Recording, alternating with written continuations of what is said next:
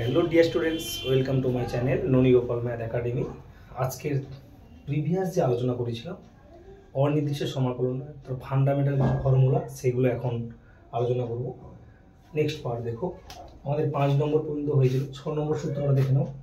ধরো কোনো একটা অঙ্কে ধরো c into f of x d x, এখানে সিটা কিন্তু কনস্ট্যান্ট বা এফ এক্স কিন্তু ইন্টিগ্রেবল ফাংশন, অর্থাৎ আমাদের সমাকলন যোগ্য একটা অপেক্ষক দেওয়া আছে। তাহলে সেক্ষেত্রে আমাদের এই কনস্ট্যান্টটা কিন্তু বাইরে বেরিয়ে আসে। তাহলে c integration f of x d x. Example ধরো 2x to the power cube d x. তাহলে এখানে আমাদের দুইটা বেরিয়ে আসবে বাইরে, এক্স এস কিউব ডিএক্স সমান 2 ইন্টু এক্স কিউব মানে x to the power 4/4। Previous সূত্র আমি বলে দিয়েছিলাম, কেটে গেল। তাহলে x to the power 4/2 plus c. 7 নম্বর, ধরো একটা অনেকগুলো ফাংশনের যোগ বা বিয়োগ ফর্মে দেওয়া আছে, অর্থাৎ ধরো f1x plus minus f2x plus minus f3x থাকতে পারে, অপারেটর dx দেওয়া আছে। তাহলে সেক্ষেত্রে কি হবে, এই যে ফাংশনগুলো আছে প্রত্যেকটা ফাংশন কিন্তু আমাদের সেপারেট হয়ে যাবে। তাহলে f1x dx plus minus f2x dx plus minus f3x dx। কারণ কখনো প্লাস থাকতে পারে, কখনো মাইনাস থাকতে পারে, বিভিন্ন ধরনের ফর্মুলা থাকতে পারে। Example x cube plus sin 2x plus e two the power 3x dx। তাহলে এখানে দেখতে পাচ্ছি কি না, তিনটা ফাংশনের যোগ আকার দেওয়া আছে, কিংবা বিয়োগও থাকতে পারে। তাহলে যেহেতু তিনটা ফাংশনই সমাকলন যোগ্য ফর্মে দেওয়া আছে, তাহলে সেক্ষেত্রে আমরা কি করবো, আমরা সেপারেট করবো। X s cube dx sine 2x dx plus e to the power 3x dx. এবার জানি আমরা সমাকলনের ফর্মে হয়ে গেছে। তাহলে x to the power 4/4 sine মানে মাইনাস কস 2x বাই 2 আর e to the power 3x মানে e to the power 3x/3 plus C. তাহলে সেপারেট করে দাও, x to the power 4/4 minus cos 2x by 2 e 3x/3 plus C. Clear? 6 নম্বর তাহলে formula আমাদের হয়ে গেল।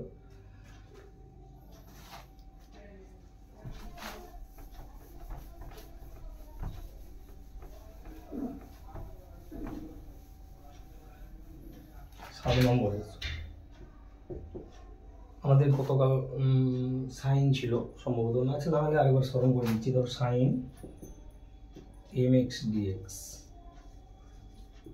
তাহলে minus cos mx by m plus c. Example sine 6x dx minus cos 6x by 6 plus C.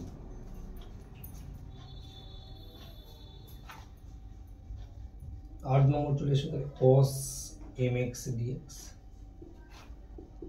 cos থাকলে কি হবে, sin mx by m plus c।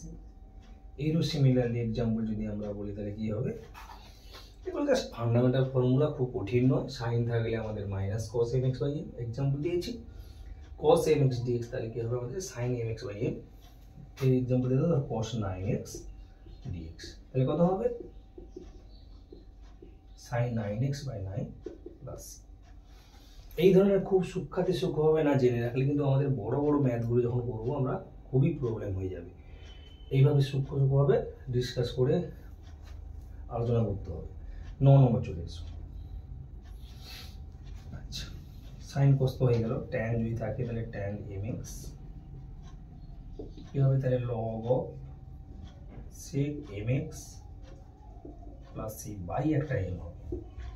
এটা কিন্তু একটা প্রতিস্থাপন থেকে এসেছে, যখন প্রতিস্থাপনের সূত্রগুলো ডিসকাস করা হবে সেক্ষেত্রে কিন্তু এই ডিসকাস করলে হবে। এখন জাস্ট tan mx মানে log sec mx by m plus C.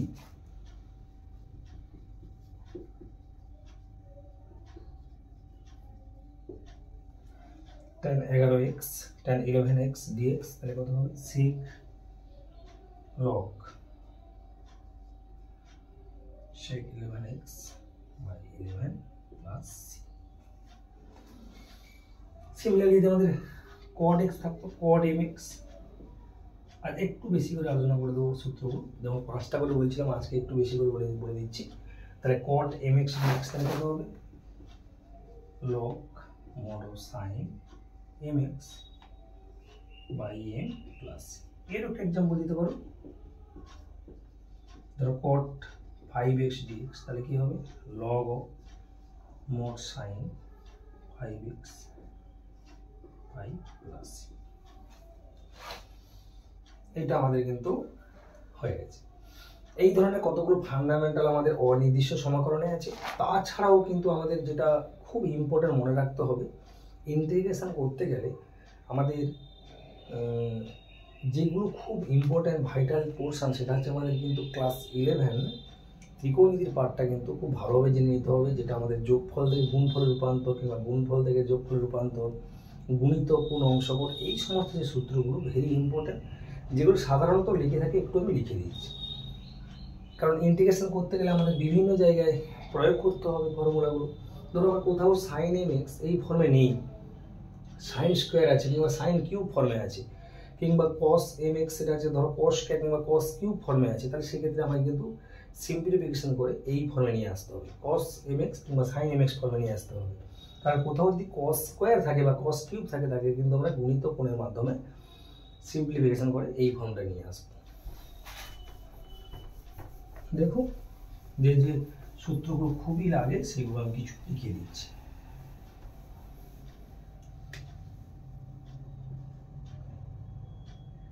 প্রয়োজনীয় সূত্রাবলী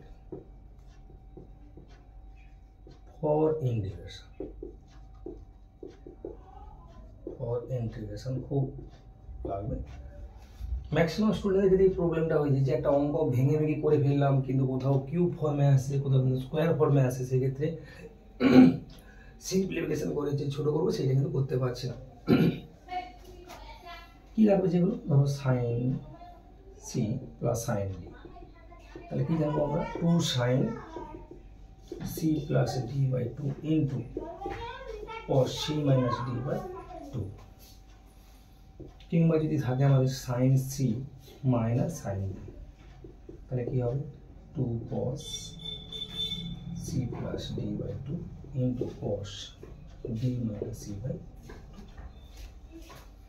থাকতে পারে কোথাও cos c minus cos d ফর্মে দেওয়া আছে, তাহলে কি হবে 2 sin c plus d by 2 into sin c মানে sin ডি, আচ্ছা 2 cos c plus d sin, sorry এটা একটু ভুলে গেছে, এটা আমাদের সাইনটা হতো sin c minus d by 2 আর এটা ডি মাইনাস সি বাই 2। আগে বাকি থেকে গেল cos c plus cos d বাকি থেকে গেছে।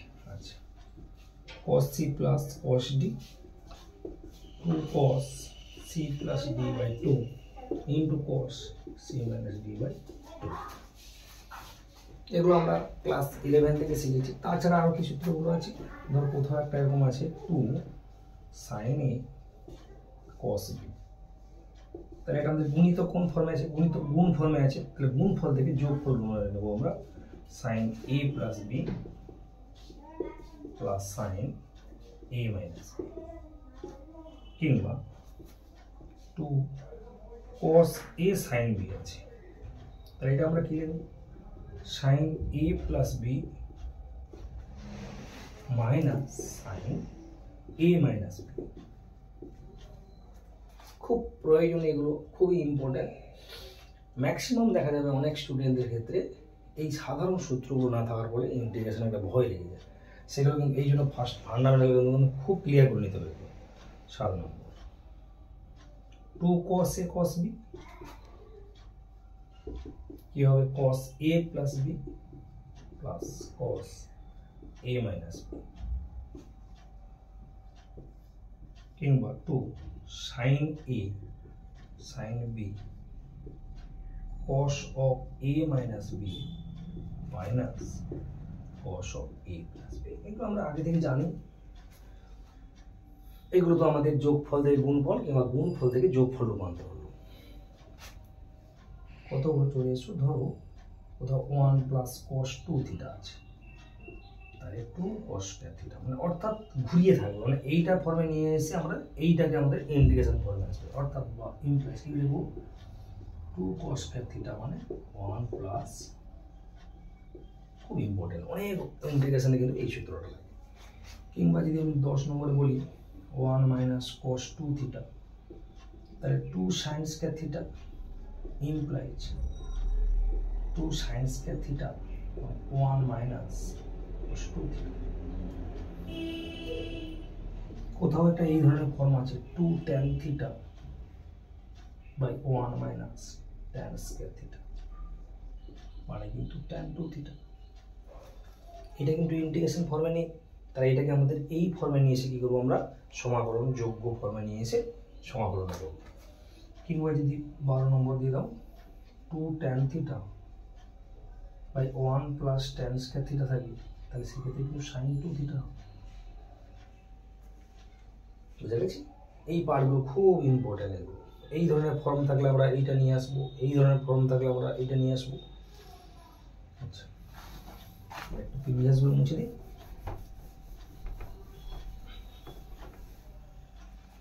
13 নম্বর